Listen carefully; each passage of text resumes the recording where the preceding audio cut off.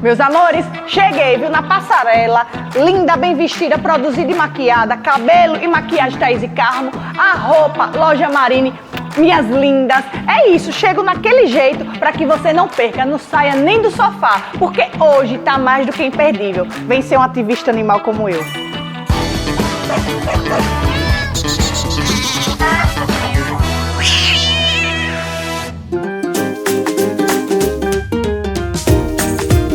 Eu gostaria de saber o que causa dermatite nos cachorrinhos.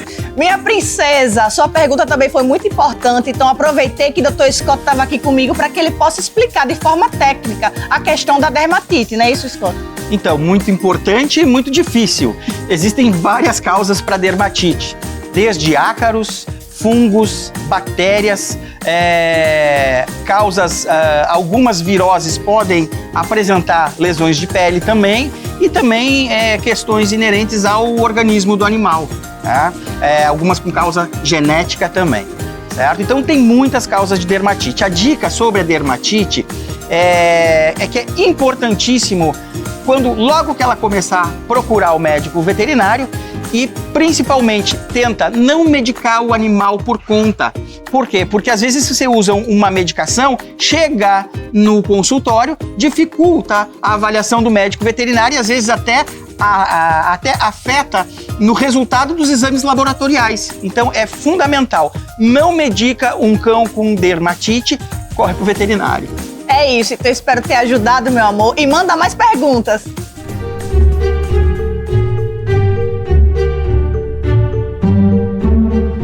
Se essa coruja cantar na sua casa, alguém vai morrer. Pelo menos é o que muitas pessoas acreditam por conta da lenda da rasga-mortalha. A lenda diz que quando essa coruja pousa na casa de alguém que vive ali naquela casa, vai sofrer um mal, vai até morrer. Isso definitivamente é algo muito assustador, não é? Não. O que é muito assustador é o que as pessoas fazem por conta dessa lenda com esses animais aqui. A gente está no Instituto de Conservação de Aves de Rapina e a gente recebe aos montes várias corujas mutiladas, maltratadas por conta de lendas e crendices como essa. Recentemente, uma criadora de conteúdo postou um vídeo justamente falando sobre essa lenda e eu deixei um comentário dizendo por que essa lenda era extremamente problemática e por que vários animais acabavam sofrendo com ela. E justamente por conta disso eu fui atacado nos comentários por várias pessoas dizendo que não tem nada a ver, é uma lenda, é cultural do nosso país, porque é uma lenda comum na região norte e nordeste, mas quando a gente acha normal que uma lenda acabe prejudicando a vida de vários animais, alguma coisa tá errada, né, cara? Obviamente essa coruja não tem o poder de saber quando você vai morrer ou quando você vai deixar de morrer, se você vai estar bem, se você não vai estar. Esses animais são territorialistas e cantam na casa das pessoas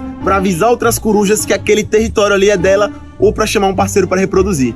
Por conta dessa lenda aí, várias chegam aqui com asas fraturadas, bicos arrancados, garras arrancadas. Isso é muito ruim, galera. Eu sei que as lendas e histórias de terror fazem parte sim da nossa cultura, mas a gente tem que ter a responsabilidade de sempre, quando for contar, dizer que é de fato somente uma lenda, uma história, e que os animais não têm responsabilidade com isso. E para você que não conhece, essa aqui é a coruja suindara, a coruja de igreja, coruja das torres, um animal que recebe diversos nomes. Como eu expliquei, aves de rapina são animais territorialistas, então elas têm o costume de cantar nos locais para demarcar um território ou atrair um parceiro para reproduzir. Esse animal especificamente aqui é um predador especialista em caçar e se alimentar de ratos. Então é por isso que esses animais costumam viver muito próximo da gente. Você produz muito lixo vai atrair muito rato, e aí os ratos vão atrair esses animais consequentemente. É por isso que ela gosta de viver na cidade, e justamente na sua casa, na casa da sua irmã, na casa da sua avó. Mas obviamente isso não tem nada a ver com lenda, galera. E por mais que você acredite nessa lenda, o animal seria só o mensageiro. Ela não tem o poder de decidir se você vai morrer ou se você vai viver. Isso aí é poder de quem tá lá em cima, galera. Então não acreditem nessas coisas, principalmente quando forem coisas que prejudiquem a vida e a integridade de animais. Quando vocês forem contar uma história como essa, tenham pelo menos a responsabilidade de dizer que os animais não têm culpa e que não passa de uma história, que é para justamente eles não pagarem o preço. Se a gente fosse contar com esses bichos cantando aqui, alguém daqui fosse morrer, aqui tem 200, galera. Todo mundo aqui ia ter morrido já. Então, pelo amor de Deus, não acreditem nisso não. Né, Cadu?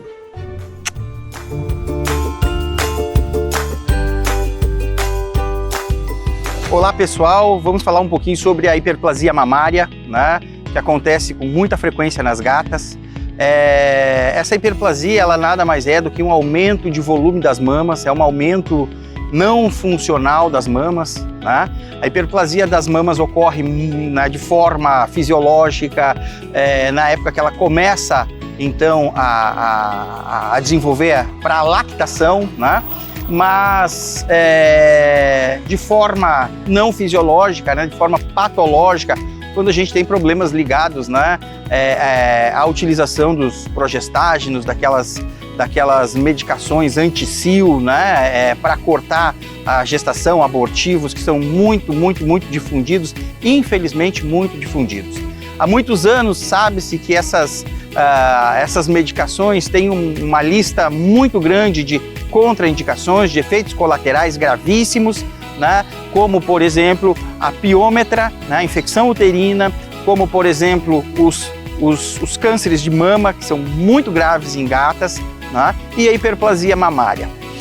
A hiperplasia mamária ela tem tratamento, né? Na maioria dos casos a gente consegue uma remissão total desse problema com a utilização de medicamentos, né? Existem 2, 3 protocolos, até mais protocolos, mas existe um tratamento, né, medicamentoso para ela. Né? Não necessariamente o animal vai entrar em cirurgia. Tá? Essa hiperplasia mamária, ela causa um desconforto muito grande, ela causa um nível de dor bastante alto na fêmea, né? E muitos protocolos iniciam com a castração do animal, certo? A hiperplasia mamária, ela pode acometer uma mama, um grupo de mamas, um lado das mamas ou até as duas cadeias mamárias, tá? Então, qualquer aumento, não espera ficar grande, não espera tomar todas as mamas para ir para o médico veterinário. E, principalmente, castrar os seus animais. A forma melhor de fazer o controle populacional, de evitar uma cria indesejada dentro das suas casas, de evitar que você que tem uma gata passe a ter 6 gatos, né, é fazendo a castração, certo? Não utilizar essas vacinas, esses anti-cios, que são eles os principais causadores desses problemas.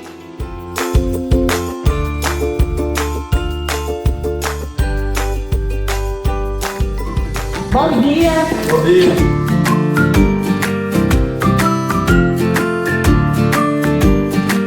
Pessoal, estou aqui com o Abraão, projeto Jovens Talentos. Ele ajuda crianças, jovens, né? Isso. Mas eu vim hoje inicialmente para um motivo também especial. Ele ama animais, ele tem alguns aqui na residência dele, aqui no Bugio, e precisou de ajuda tanto para a questão dos carrapatos, alimentação dos animais, vermifugação. Tia Kitty veio para os bichinhos e já vermifugou, já colocou o remédio do carrapato, trouxe uma ração prêmio top, tá aqui comendo sem parar, gostou muito. E é isso, a gente fazendo um pouquinho para ajudar, então ainda mais pessoas como o Abraão, que tem um trabalho lindo com os jovens, né? Explica seu trabalho, fala para as pessoas como podem te encontrar. Então, na verdade, eu tenho um projeto aqui no Bugio com crianças. Eu ajudo crianças e ajudo também os animaizinhos. Então, o nosso trabalho aqui na comunidade é tanto ajudar as crianças, como o nosso pet também. É tão importante ajudar os animais como ajudar nossas crianças jovens, todo mundo feliz, unido, e pode contar comigo, viu? E outra coisa, nós temos aqui Muay Thai, capoeira, jiu-jitsu, futebol, aula de música, tudo de graça para as crianças, Que viu? bom, que é importante. E eu sou do esporte, eu sei como é importante tirar as crianças das ruas para fazer um esporte, para aprender música, enfim, parabéns, viu? E conta comigo. Vamos embora.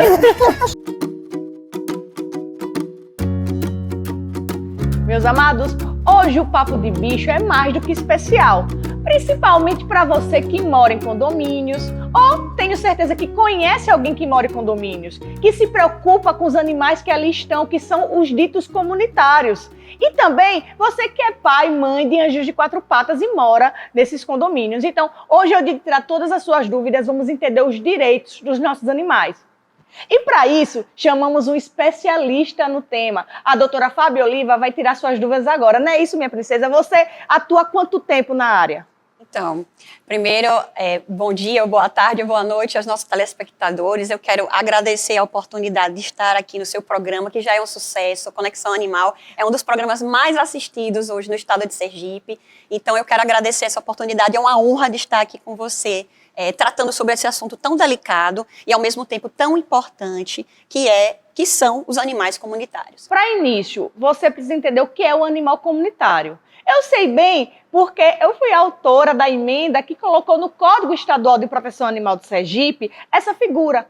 É aquele animal que vive naquela comunidade, naquela localidade e é cuidado por algumas pessoas que ali moram. Não quer dizer que essa pessoa seja uma tutora. Então, aquela conversa de quem não gosta muito de animal, de que, você alimenta, leve para casa, não procede. Ela está ajudando o animal para que ele não passe fome, não fique doente. Então, a gente deve o quê? Agradecer. Por isso que a gente vai entender um pouco das leis. Então, doutora, fala um pouquinho do que você mais vê nos condomínios de errado, que acontece de cobranças, de perseguições a pessoas que amam esses animais. Perfeito, Kit, bem colocado, e realmente é isso que tem acontecido, né? Infelizmente, a população ela ainda não tem consciência sobre o que é o animal comunitário, né? Inclusive, nós temos um arcabouço legislativo estadual enorme que protege esses animais. Inclusive, uma lei de autoria sua, não é? Que temos falando sobre essa proteção sobre o animal comunitário, que é aquele, nada mais é que as pessoas alimentam, as pessoas cuidam, às vezes, as próprias expensas, né? Sem ajuda nenhuma do condomínio, e eles dependem desses cuidados para sobreviver, porque diferentemente dos animais de rua, eles têm essa dependência desses cuidados, entende, da comunidade. Então, por isso, essa vedação legal, o arcabouço, volto a dizer, do Estado é completo, então ele protege o animal comunitário e a gente tem que se cercar dessa sabedoria para saber lidar com eles. Complementando, veja, não é porque você acha que deixar de dar alimentação vai fazer com que o gatinho ou o cachorrinho vá embora que vai acontecer. É irreal. Ele já está acostumado com aquele local, ele sente como se estivesse em casa. O que tem que fazer é conseguir alimentar, sim, né? Até porque, para que vocês entendam, a gente só pede para que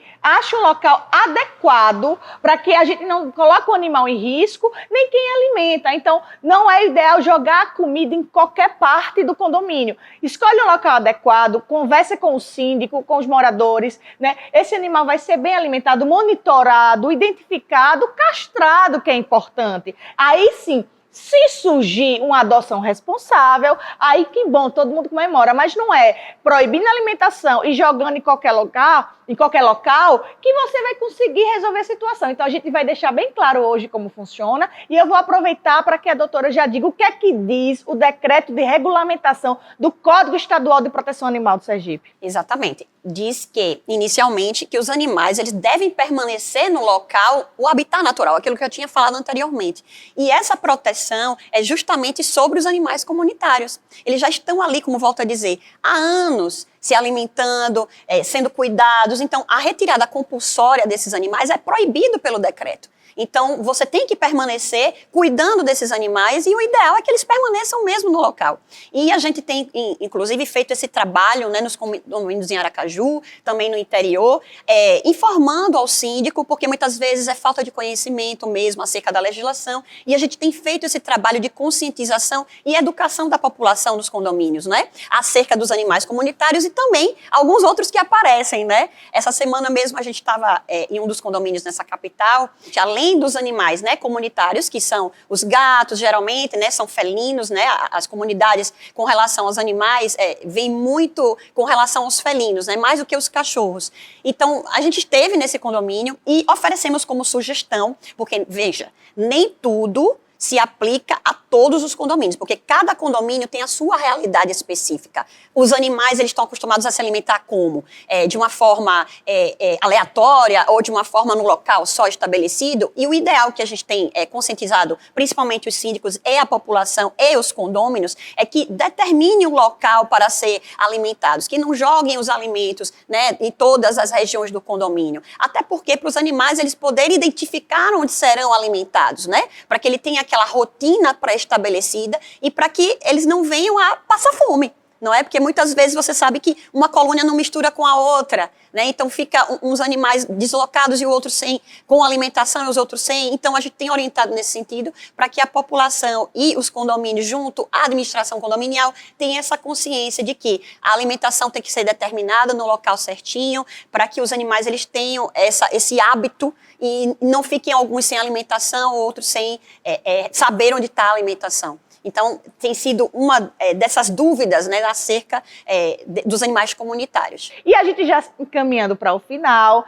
teve um caso que ficou muito famoso né, aqui em Aracaju, em um condomínio, que um morador foi dar ré no carro, tinha um gatinho lá, segundo ele tinha dito à época, não tinha visto, mas foi comprovado que sim, tinha visto, né, e o animal acabou morrendo. A pessoa que estava na portaria viu a cena, também ficou omissa. Então, os dois responderam por essa situação de crime que o animal acabou morrendo, não foi isso? Exatamente. Tem as 3 esferas, né, jurídicas. Tem a esfera administrativa, que se pode responder, tem a esfera civil, né, que é a questão da indenização, e a esfera criminal, que é o responsável pelos maus tratos, né, que é considerado. Então, o indivíduo, né, vai responder nessas 3 esferas, que podem restar em 3 condenações, inclusive. Então, os síndicos fiquem atentos para justamente registrar qualquer tipo de maus tratos para poder se resguardar sobre isso, né? Pois é. Mas é isso. É isso. Então, esse exemplo fica para você que crimes com os animais dão em condenação sim, dão em responsabilização sim. Basta você que acompanhou toda a situação não se calar. E, terminando de vez, recapitulando, o que é que você faz com animais comunitários? Ponto 1, censo. Ponto 2, castração, né, e cuidados veterinários através do município.